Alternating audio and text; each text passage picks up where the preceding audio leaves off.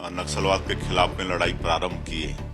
हम लोग जानते थे कि यहाँ पर विकास भी पहुंचाना जरूरी होगा और उस क्षेत्र में जहाँ कोई जाता नहीं था, लेकिन आज वहाँ पर सड़कें भी बन रही हैं, बिजली भी पहुंच रही है। इस बार पूरे पश्चिम बंगाल में एक परिवर्तन की लहर है। ममता बनर्जी की सरकार वहाँ पर कुछ भी नहीं किया है। केंद्रीय गृह मंत्रालय ने जो लक्ष्य रखा था भारत को नक्सल मुक्त करने का, वो लक्ष्य हासिल हो चुका है। छत्तीसगढ़ के मुख्यमंत्री मेरे साथ हैं। सर, छत्तीसगढ़ भी ऐसा राज्य था जो नक्सल प्रभावित था। आज प्रधानमंत्री से आपने मुलाकात की है, अब नक्सल मुक्त हो चुका है। प्रधानमंत्री का विजन क्या है और किस तरीके से जो नक्सली हैं, जो मेन स्ट्रीम में आए हैं, उनके पुनर्वास के लिए सरकार कैसे काम कर रही है? आज हमारे देश के यशस्वी प्रधानमंत्री, जो आज दुनिया के सर्वाधिक लोकप्रिय नेता हैं, उनसे मुलाकात हुई और उनको छत्तीसगढ़ में जो नक्सलवाद था, छत्तीसगढ़ के विकास में जो एक बहुत बड़ा बाधक था, उसके समाप्ति पर उनको धन्यवाद दिए, क्योंकि ये संभव तभी हो पाया जब माननीय यशस्वी प्रधानमंत्री जी का और माननीय हमारे केंद्रीय गृह मंत्री श्री अमित शाह जी का आशीर्वाद छत्तीसगढ़ को मिला। उनकी दृढ़ इच्छा शक्ति और हमारे जवानों के अदम्य साहस के कारण ये समस्या ऐसा लगता था कि पता नहीं इसका कभी समाधान होगा कि नहीं। इसका समाधान कर पाने में सफल हुए हैं और इसके लिए माननीय प्रधानमंत्री जी को, पूरे छत्तीसगढ़ की 3 करोड़ जनता के तरफ से उनको आज धन्यवाद दिए। सर, अब सवाल ये उठ रहा है कि अब तो नक्सल मुक्त हो चुका है पूरा देश।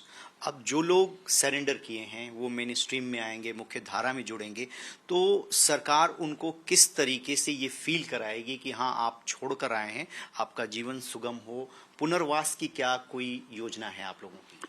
देखिए, जो बस्तर क्षेत्र है, एरिया वाइज देखें तो केरल स्टेट से बड़ा है और प्राकृतिक दृष्टि से बहुत सुंदर है, लेकिन नक्सलवाद के कारण वो क्षेत्र जो जनजातीय बाहुल क्षेत्र है, 4 दशक से भी ज्यादा समय तक वहाँ विकास नहीं पहुंचा। विकास से वहाँ के लोग वंचित रहे और जब 2023 में हम लोग विधानसभा में चुनकर आए, हमारी सरकार बनी दिसंबर 2023 में, और अगले ही महीना हमारे देश के यशस्वी गृह मंत्री जी छत्तीसगढ़ पधारे और जितने भी नक्सल प्रभावित स्टेट हैं सबका उन्होंने समीक्षा बैठक लिया।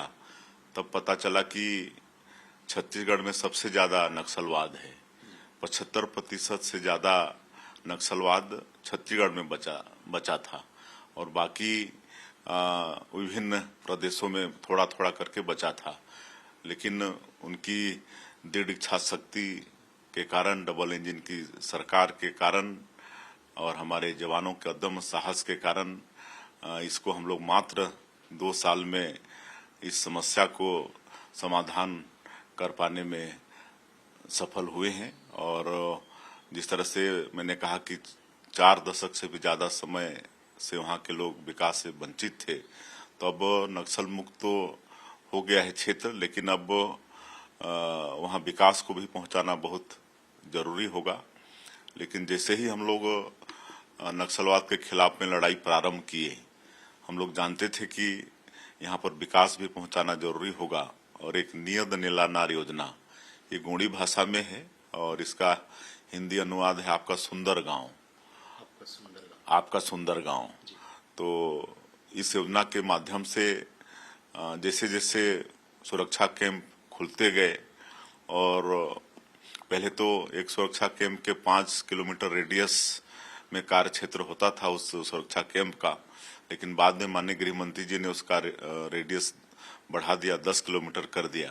तो ऐसे बहुत सारे गांव फिर आबाद होने लगे और वहां पर हम लोग नियत निलानार योजना के माध्यम से सरकार की करीब 17 विभागों के काम को और करीब 40 से ज्यादा व्यक्तिमूलक योजनाओं को मतलब उन तक पहुंचाने में हम लोग अभी तक सफल हुए हैं और 500 गांव से ज्यादा गांव आज वहां पर आबाद हो चुके हैं। और उस क्षेत्र में जहां कोई जाता नहीं था, एक छत्र रूप से नक्सलियों का साम्राज्य था, लेकिन आज वहां पर सड़कें भी बन रही हैं, बिजली भी पहुंच रही है, घरों में पानी पहुंच रहा है, स्कूल खोल रहे हैं, अस्पताल खोल रहे हैं, लोगों के राशन कार्ड नहीं थे, राशन कार्ड भी बना रहे हैं, दूर संचार के साधन वहां पर खड़े कर रहे हैं। तो इस तरह अनार योजना के माध्यम से वहां पर विकास को पहुंचा रहे हैं। और आगे भी उस क्षेत्र में जो पिछले 40 वर्षों से विकास से वंचित हैं, तो तेजी से वहां पर विकास हो, इसके लिए भी पूरा रोड मैप तैयार कर रहे हैं। और वहां पर चूंकि सब कृषि से जुड़े हुए लोग हैं, तो हम लोग वहां पर कृषि को बढ़ाना चाहते हैं। इस साल के बजट में हम लोग 2 बड़ी योजनाएं वहां पर स्वीकृत किए हैं, देउरगांव और मटनार। ये करीब 2000 करोड़ का ये योजना है और इससे काफी बड़ा क्षेत्र इरिगेट होगा और किसानों के खेतों में पानी पहुंचेगा तो अच्छे से खेती कर पाएंगे। और हमारा जो बस्तर का क्षेत्र है, वहां पर सैकड़ों तरह के फॉरेस्ट प्रोड्यूस हैं, पूरे जंगलों में इमली भरा पड़ा है, कहीं सीताफल है, कांकेर जैसे जिले में महुआ है। तो इनका भी वैल्यू एडिशन करके वहां के लोगों को रोजगार से जोड़ने का काम कर रहे हैं। प्राकृतिक दृष्टिकोण से भी बहुत सुंदर है, अनेकों वाटरफॉल्स हैं, कुटुमसर का गुफा है, डेंस फॉरेस्ट है। और ये भी सौभाग्य का विषय है कि जो अंतर्राष्ट्रीय पर्यटन संस्थान है, वो जो मतलब करीब 60 कंट्री में जो बेस्ट 20 विलेज का मतलब वो किया है सिलेक्शन, उसमें एक गांव हमारा धुड़मारा शामिल है छत्तीसगढ़ का। तो ये भी सौभाग्य का विषय है। होम स्टे को भी हम लोग जो नई इंडस्ट्रियल पॉलिसी लाए हैं उसमें शामिल किए हैं और लोगों को कमरा उनका बने, इसलिए मतलब 5 कमरे तक बनाने के लिए हम लोग सहयोग कर रहे हैं। और पर्यटन को भी हम लोग बढ़ावा वहां पर दे रहे हैं। और उस क्षेत्र में हम लोग हर परिवार को 2 गायें भी दे रहे हैं। और एनडीडीबी से समझौता हुआ है सरकार का, राष्ट्रीय डेयरी विकास बोर्ड से, और उसका भी अच्छा मतलब हम लोग को प्रतिशत मिल रहा है। दूध क्रांति भी आ रही है, दूध भी बढ़ा रहे हैं। तो इस तरह से मतलब पूरी योजना है, पशुपालन ये सब पूरी आपने एक रोड मैप तैयार कर लिया है कि किस तरीके से। सर, चूंकि 5 राज्यों में विधानसभा के चुनाव हैं और जब चुनाव होते हैं तो कुछ पॉलिटिकल सवाल भी हैं, क्योंकि सबकी निगाहें पश्चिम बंगाल पे हैं। जिस तरीके से ममता बनर्जी आक्रामक रुख वहां पर अख्तियार किए हुए हैं, कह रहे हैं कि जितने भी भारतीय जनता पार्टी के बड़े नेता हैं सब यहां पर कैंप कर रहे हैं, सब बाहरी हैं। इस बार भी जो एसआईआर में इन्होंने जानबूझकर चुनाव आयोग का इस्तेमाल किया है, जनता जवाब देगी। आप भी गए थे पश्चिम बंगाल, आपको क्या लग रहा है, क्या इस बार दीदी के किले में सेंध लगा पाएगी बीजेपी? जी बिल्कुल, हम झारग्राम डिस्ट्रिक्ट गए थे और वहाँ 4 विधानसभा क्षेत्र है, 2 अनुसूचित जनजाति के लिए आरक्षित है और 2 जनरल है। और उस दिन चारों विधानसभा का संयुक्त नामांकन रैली था।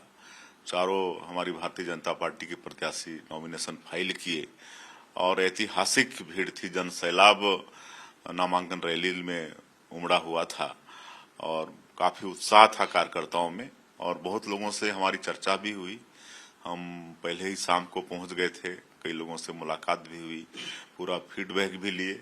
और इस बार पूरे पश्चिम बंगाल में एक परिवर्तन की लहर है, काहे कि 15 वर्षों में टीएमसी की सरकार, ममता बनर्जी की सरकार वहां पर कुछ भी नहीं किया है।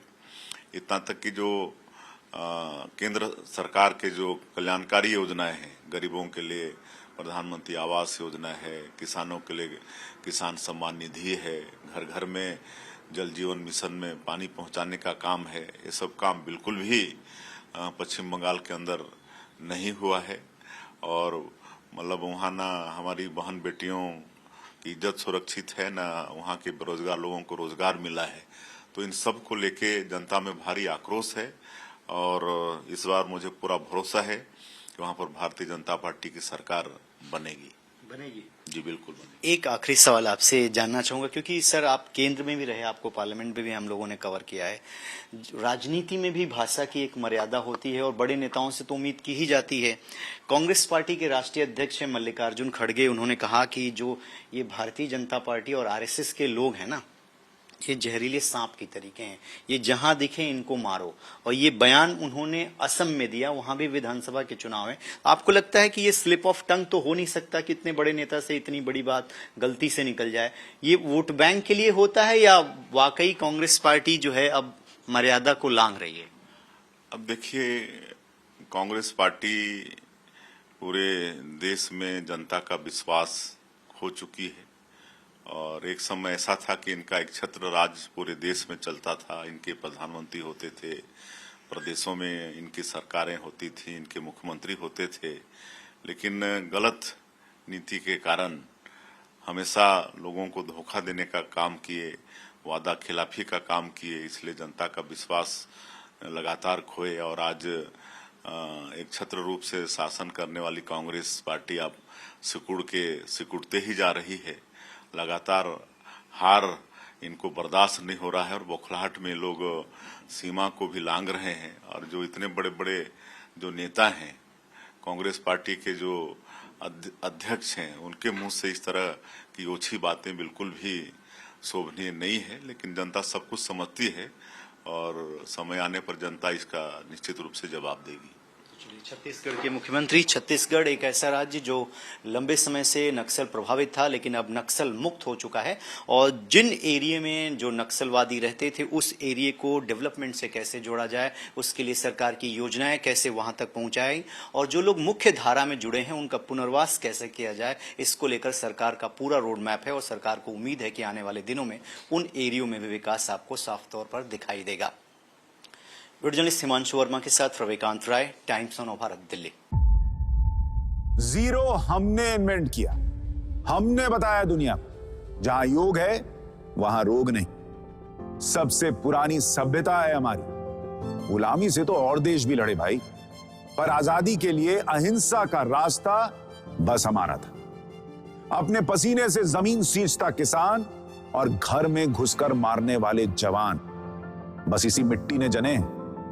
इसके हाथ ने जब थामा जज्बा तो इतिहास रचे।